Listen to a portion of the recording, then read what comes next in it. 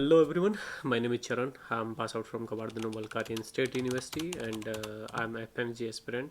So आज की video का जो टॉपिक होने वाला है वो है Why I chose Russia for MBBS। तो इस टॉपिक की तरफ चलने से पहले मैं आप लोगों से रिक्वेस्ट करना चाहूँगा कि अगर अभी तक आप लोगों ने मेरा चैनल सब्सक्राइब नहीं किया तो प्लीज़ सब्सक्राइब माई चैनल और उससे मेरे लिए बहुत ज़्यादा मदद होगी। तो चलिए उससे आगे चलते हैं।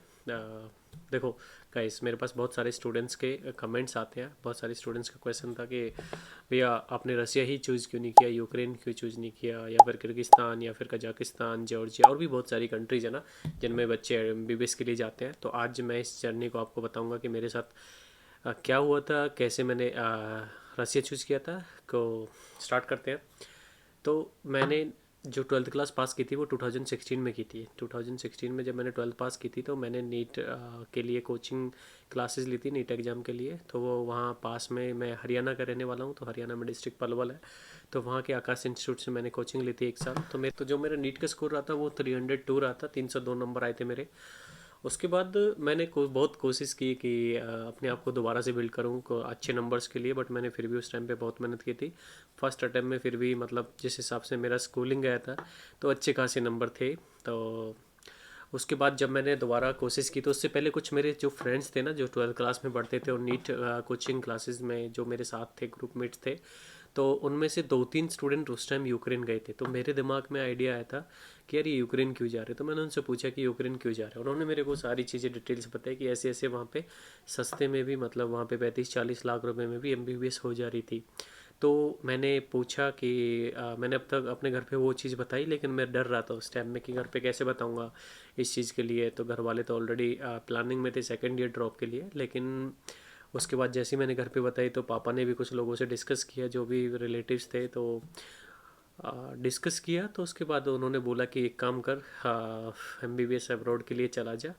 तो मैं उस टाइम यूक्रेन ही जाने वाला था, लेकिन अच्छा है कि मैं यूक्रेन नहीं गया। तो उसके पीछे एक बहुत बड़ा रीज़न ये है कि यूक्रेन में जो आप लोगों को पता ही अभी सिचुएशन क्या हुई थी 2-3 साल पहले, जो यूक्रेन रसिया का वॉर रहा। लेकिन उसके बाद जब मेरे दोस्त ऑलरेडी वहाँ पे एडमिशन ले चुके थे और जिस यूनिवर्सिटी में वो गए थे उस यूनिवर्सिटी में ऑलरेडी सीट्स क्लोज हो चुकी थी, मतलब सारी सीट्स भर गई थी। इस वजह से मैं यूक्रेन नहीं जा पाया था, वरना मैं अभी जो करंटली मैं डिग्री ले रहा होता तो यूक्रेन से ले रहा होता। वो भी एक अच्छा लक कह सकते हैं। उसके बाद मैंने जब डिफरेंट एजेंट से, डिफरेंट कंसल्टेंट से बात की तो मेरे को उन्होंने एमबीबीएस रसिया के लिए सजेस्ट किया, क्योंकि जो रसिया में डिग्री कराई जाती है ना वो थोड़ा चीपेस्ट है और बाकी कंट्रीज़ के मुकाबले में। और मेरे को लो बजट यूनिवर्सिटी ही चाहिए थी, क्योंकि मेरा बजट इतना हाई फाई नहीं था कि मैं बहुत सारे अमाउंट पे कर पाऊँ, मतलब 35 से 40 लाख या 50 लाख तक जाए। उस टाइम मेरे को डिफरेंट डिफरेंट यूनिवर्सिटी के बारे में बताया, जैसे ओरनबर्ग होगी और कजान हो गई थी, क्रीमिया हो गई थी, लेकिन मैंने किसी यूनिवर्सिटी में से उस टाइम चूज़ नहीं किया क्योंकि हाई बजट की वजह से। तो मेरे को फिर लास्ट में उन्होंने एक ऑप्शन दिया कि कबार्डिनो यूनिवर्सिटी नहीं है, आप उसमें जा सकते हो। उस टाइम बस जस्ट बैच आया था कबार्डिनो में, तो मैंने कबार्डिनो को चूज़ किया था। तो कबार्डिनो में उस टाइम जितने भी सारे एडमिशन हुए थे, उस टाइम मेरे हिसाब से 210 एडमिशन हुए थे 2017 बैच में। तो उस टाइम जब मेरा एडमिशन हुआ तो मैं यहाँ पे 22 नवंबर को आया था।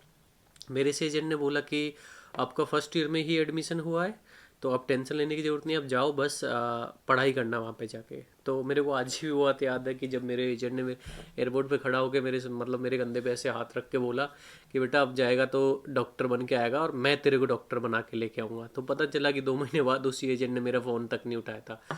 ठीक है, उसके बाद मेरे को यहाँ आके पता चला कि मैं पथवाक में हूँ। तो 2017 में मेरे को जब स्कैम का पता चला कि मेरा एडमिशन एमबीबीएस में नहीं हुआ, मेरा लैंग्वेज कोर्स में एडमिशन हुआ, रशियन लैंग्वेज कोर्स में। तो मैंने एक साल फिर 2-3 महीने ही पथवाक लैंग्वेज कोर्स किया था। उसके बाद फिर मैं 2018 में इंडिया चला गया था। तो वहाँ से फिर मैं वापस आया तो कुछ कुछ स्कैम हुआ था, जैसे कि मेरे को कबाड़ में वापस आना था, लेकिन एजेंट बोला कि वहाँ पे सीट सारी भर चुकी है। तो फिर मैं उस एजेंट से अपने डॉक्यूमेंट्स वापस लेके जैसे तैसे तो दूसरे एजेंट के थ्रू मैंने अप्लाई किया। तो तब जाके मैं कबाड़ में 2018 बैच में आया। तो और अभी मैं लास्ट ईयर पास आउट हुआ यहाँ से। जो भी मेरी अलग अलग जर्नी थी वो मैं बताया। तो उस टाइम जब मैंने एमबीबीएस रसिया चूज किया था उसके पीछे सबसे बड़ा रीज़न ये था कि देखो एमबीबीएस करने के रीज़न ये नहीं था कि मैं रसिया से एमबीबीएस करूँ। मेन रीज़न ये था कि रसिया इंडियंस के लिए सेफ माना जाता है। सबसे ज़्यादा जो स्टूडेंट्स होते हैं या जितने भी टूरिस्ट होते हैं उनके लिए यहाँ पे बहुत ज़्यादा सेफ्टी मानी जाती है in compare to another countries. मैं एग्जांपल नहीं दूंगा, अभी रिसेंटली एक केस हुआ था किर्गिस्तान का, तो मैं वो वाला एग्जांपल नहीं दूंगा। बट यहाँ पे अभी तक इंडियंस को लेके जहाँ तक भी देखा गया है ना, अगर इंडियन की गलती नहीं है तो इंडियन के ऊपर कोई भी यहाँ पे आज तक किसी ने मतलब वो जैसा रेसिज्म जैसा कोई भी चीज़ें नहीं हुई है यहाँ पे। तो सबसे बड़ा रीज़न ये था। दूसरा ये था कि चीपेस्ट यूनिवर्सिटी है यहाँ पे। मेरा बजट 40-45 लाख की यूनिवर्सिटी का नहीं था, इसलिए मैंने वो सारी यूनिवर्सिटी चूज़ नहीं की, दूसरी कंट्रीज़ नहीं गया। जॉर्जिया का भी मेरे पास ऑप्शन था। मैंने रसिया चूज़ करने के पीछे मेरा लो बजट था। जो पहला रीज़न था वो मेरा था कि रसिया सेफ़ है इंडियंस के लिए, सेकंड लो बजट, और थर्ड जो मेरा सबसे बड़ा रीज़न ये था कि यहाँ पे जो एनवायरनमेंट था इस जगह पे जहाँ पे मैंने एमबीबीएस की है। अभी करंटली मैं नालचिक में ही बैठा हूँ, यहाँ से पीजी कर रहा हूँ और एफएमजी के लिए प्रिपरेशन भी कर रहा हूँ। तो इस जगह को जब मैं आया था तो मेरे को बेस्ट लगा एनवायरनमेंट यहाँ का, और in compare to another universities की, क्योंकि वहाँ पे तो -40 डिग्री तक भी टेम्परेचर जाता है। यहाँ पे जो जाता है वो -13 -12 डिग्री तक लास्ट जाता है, उससे ज़्यादा नीचे नहीं जाता है। वो भी गया तो पूरे साल में 1-2 बार ही जाता है, उससे ज़्यादा नहीं जाता है। अभी तक रिसेंटली अभी जनवरी का महीना चल रहा है और ऑलमोस्ट ख़त्म होने वाला है जनवरी, लेकिन अभी तक एक बार ही मैंने स्नोफॉल अच्छे से यहाँ पे देखी है। अभी तक इस साल में तो हुई भी नहीं है ढंग से। तो यहाँ पे मतलब वेदर ऐसा नहीं है कि जैसा कि आपको बहुत ज़्यादा सर्दियाँ फेस करनी मिल रही है, और बहुत ज़्यादा मतलब किसी किसी बच्चे को प्रॉब्लम होती है ना सर्दी से रिलेटेड, जैसे विंटर से रिलेटेड। तो बहुत सारे बच्चे को मेरे पास मैसेज करते हैं, भैया मेरे को सर्दी से प्रॉब्लम है, खांसी जुकाम ज़्यादा होता है। तो उस इसलिए वजह से मैं बोल रहा हूँ कि आप अगर आपको विंटर से प्रॉब्लम है, सर्दी से प्रॉब्लम है, तो आप एक काम करो, तो आप ऐसी यूनिवर्सिटी या ऐसी जगह चूज कर सकते हो जहाँ पे आप फ्रीली रह सको, फ्रीली वॉक कर सको, और आपकी लो बजट यूनिवर्सिटीज़ हो। तो अभी के लिए थैंक यू। आज मैं जो वीडियो में बताना था, जो बच्चों का क्वेश्चन था, वो मैंने आज पूरा किया।